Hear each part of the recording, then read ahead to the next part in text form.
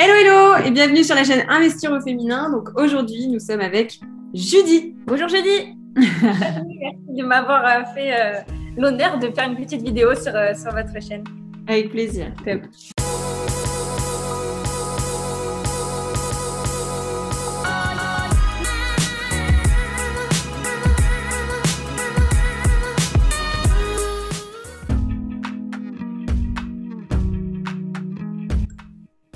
Je suis née à Monaco en 1993. À Marseille.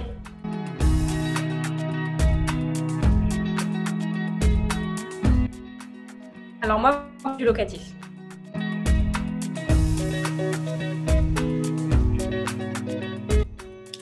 Mon objectif, ce serait de pouvoir être libre financièrement et de profiter de ma famille au maximum.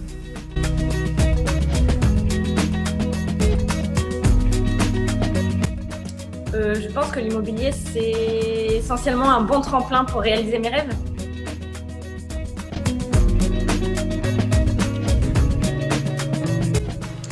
Je dirais oui et non. En tout cas, il ne faut pas que ça serve d'excuse pour ne pas le faire.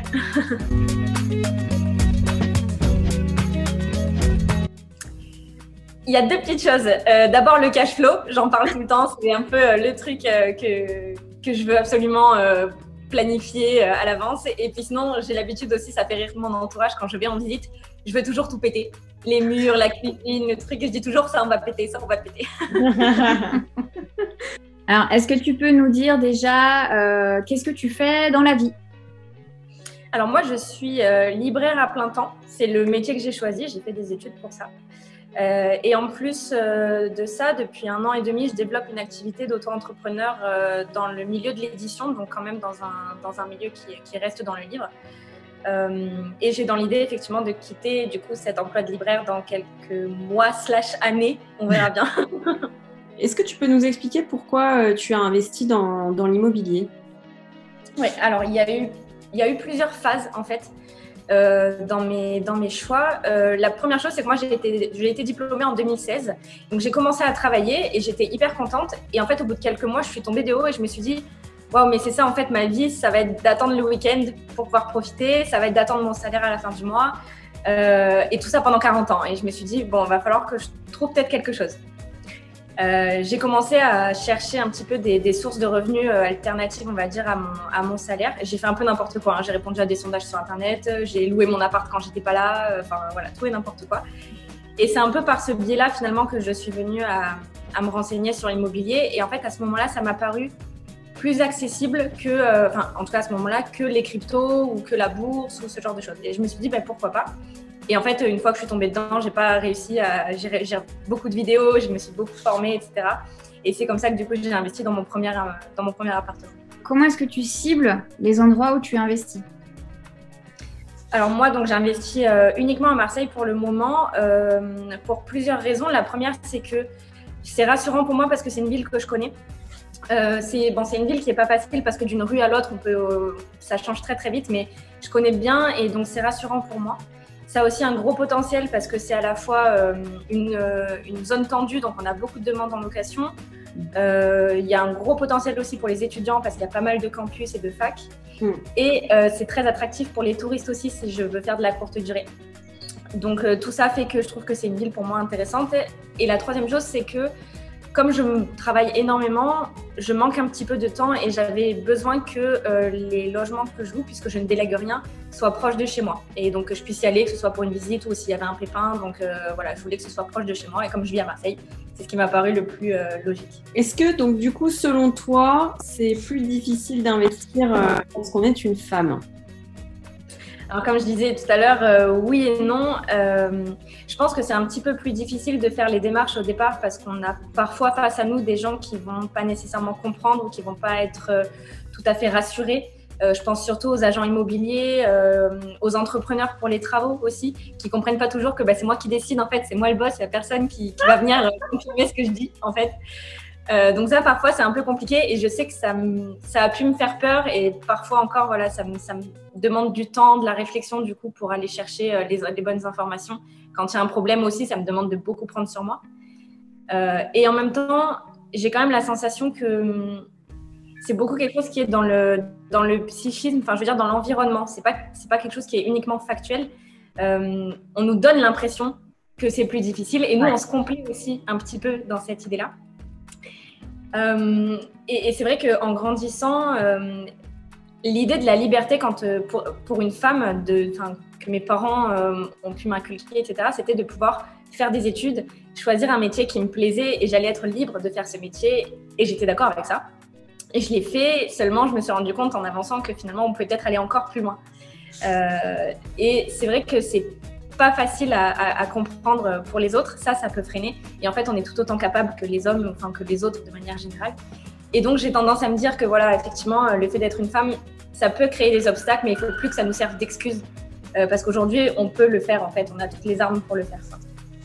Est-ce que tu peux nous dire du coup un petit peu, quelle est ta situation familiale et du coup, en fait, si tu investis seule ou en couple ou en association, voilà. Alors moi, je suis en couple, effectivement, j'ai pas d'enfants, on vit tous les deux à Marseille. On a 3 biens immobiliers en tout. Le premier, je l'ai acheté toute seule de mon côté. Le second, c'est lui aussi qui a fait un achat de son côté. Alors, on l'a fait, c'est-à-dire on a fait les recherches ensemble, etc. Mais c'est lui qui achète seul. Et le troisième bien immobilier qu'on vient d'acheter, pour le coup, on l'a acheté tous les deux. Et on a comme projet, du coup, d'en faire éventuellement une colocation dans les mois qui viennent. Du coup, ce qui veut dire que la masterclass sur la colocation, ça tombait à point pour toi? Ça tombait à point parce que vraiment, on se posait pas mal de questions parce qu'on va entamer les travaux, on n'a pas encore commencé. On a contacté les entrepreneurs pour commencer à faire des devis, etc. Et c'est vrai qu'il y a quand même beaucoup de travaux à faire pour le réagencement des pièces. Et c'est pour ça j'ai posé beaucoup de questions là-dessus parce que c'est un peu notre sujet du moment. Et effectivement, ça tombait à pic parce que là, on va vraiment se lancer dans les travaux et après dans la location, je pense, dans l'année, quoi. Donc, okay. Super. Donc, merci pour cette masterclass à ce moment-là. Tu peux nous expliquer en quelques mots donc, ton premier investissement? Tu nous as dit que tu avais acheté un petit appartement toute seule. Comment ça s'est passé? Qu'est-ce que c'est exactement? C'est un studio? C'est quoi? Alors, j'ai mis beaucoup de temps pour mon premier achat. Entre le moment où je me suis décidée à acheter un appartement et le moment où je l'ai acheté, je pense qu'il s'est bien passé 9 mois, quelque chose comme ça. Le temps de faire mes recherches et d'accepter le fait que j'allais acheter un appartement. J'ai acheté un appartement, du coup, plutôt rassurant, encore une fois. C'était un appartement de 40 mètres carrés, un T2, que j'ai exploité, du coup, en location classique dans un premier temps. C'était un peu pour jouer la sécurité. Voilà, c'est quelque chose qui me paraissait faisable. En revanche, j'ai acheté quand même un bien qui nécessitait énormément de travaux. Il était en très très mauvais état, donc j'ai fait une rénovation complète qui a pris 3 mois.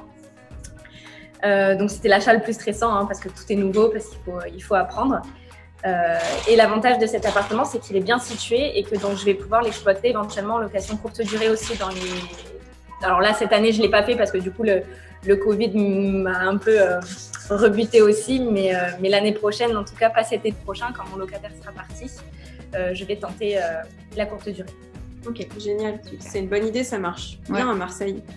À Marseille, il y a beaucoup de demandes. C'est juste à côté de la gare, dans un endroit calme. Je pense qu'il y a moyen.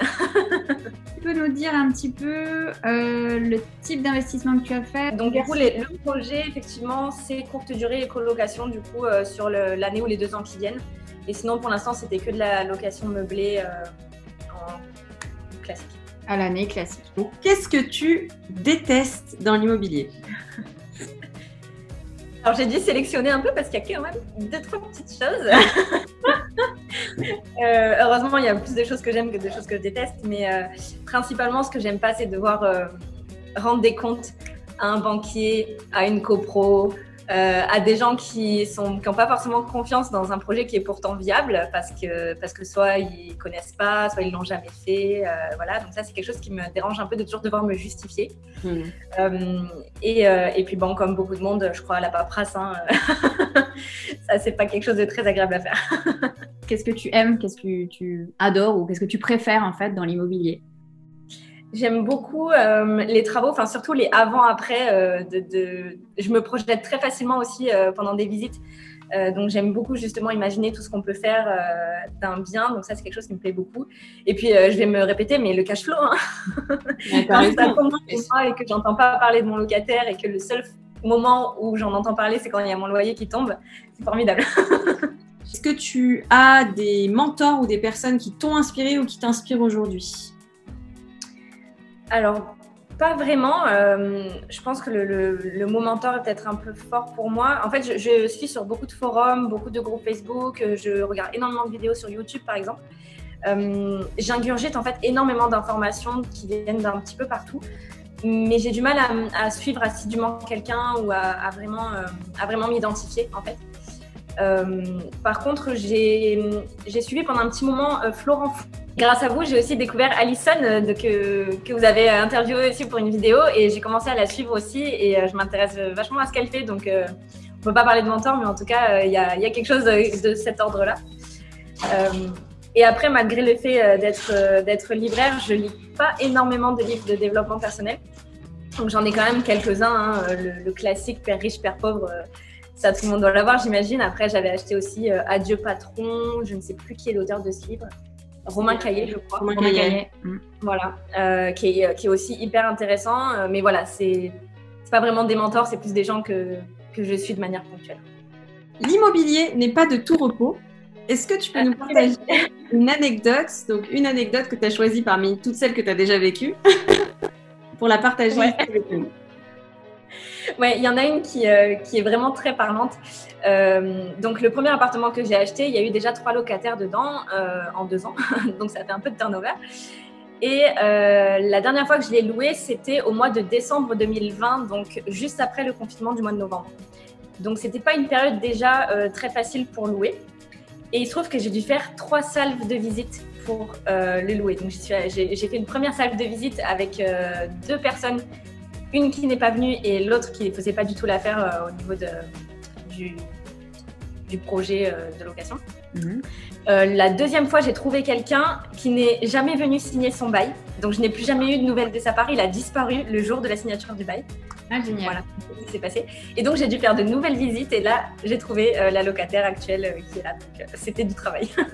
Ouais, c'est toujours du travail, hein, tout ça. Hein.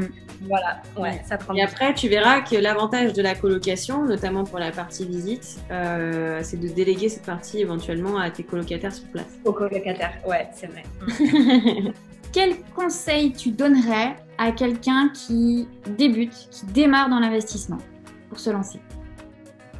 Ouais, c'est pas facile de donner des conseils quand on a soi-même l'impression d'être encore au début et en même temps, ce que j'aimerais dire à quelqu'un qui serait dans la même situation que moi il y a 2 ans, c'est qu'il faut savoir qui on est, il faut savoir ce qu'on veut et pourquoi on le fait surtout. Je pense que si on n'a pas de but, pas d'objectif, pas de vision sur la vie qu'on veut mener, on se laisse prendre par le quotidien et au final on fait jamais rien vraiment d'important. Donc savoir où on veut aller, je pense que c'est important. Et puis je me répète un peu, mais ouais, girl power, quoi. Vous êtes beaucoup plus que ce que vous pensez et vous pouvez avoir beaucoup plus et être beaucoup plus que ce que vous pensez. Judy, tu fais partie de nos premières membres du club Investir au féminin. Est-ce que tu veux nous dire pourquoi tu nous as rejoints en fait dans cette aventure? Ouais. Ça faisait un petit moment que je te suivais, surtout toi, Mélanie. J'ai découvert le compte de Corinne un petit peu plus tard. Donc, effectivement, ton expérience m'intéressait au niveau de l'immobilier. Et puis, tu es un petit peu multitâche. Tu fais beaucoup de choses qui m'intéressent, notamment côté entrepreneuriat et tout aussi. Donc, voilà, c'est un profil que je suivais. Et quand vous avez lancé l'idée du club, je me suis dit, bah, tiens, c'est l'occasion de jamais discuter avec des gens qui sont dans la même situation que moi et donc qui vont pouvoir à la fois répondre à mes interrogations et en même temps être un soutien dans les moments un peu plus difficiles.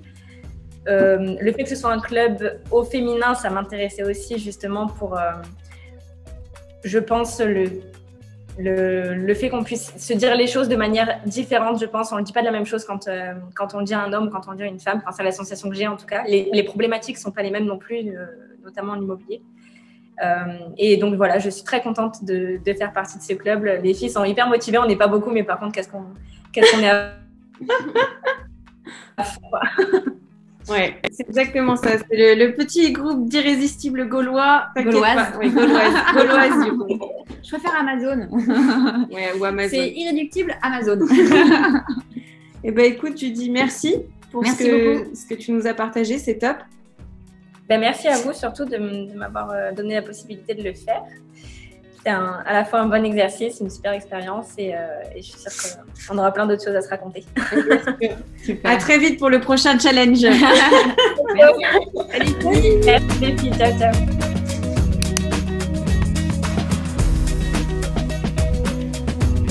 Attends, Judy, on t'entend plus. C'était, mais l'année prochaine, j'ai l'intention du coup comme on le fait. Désolée, ça a bugué, non?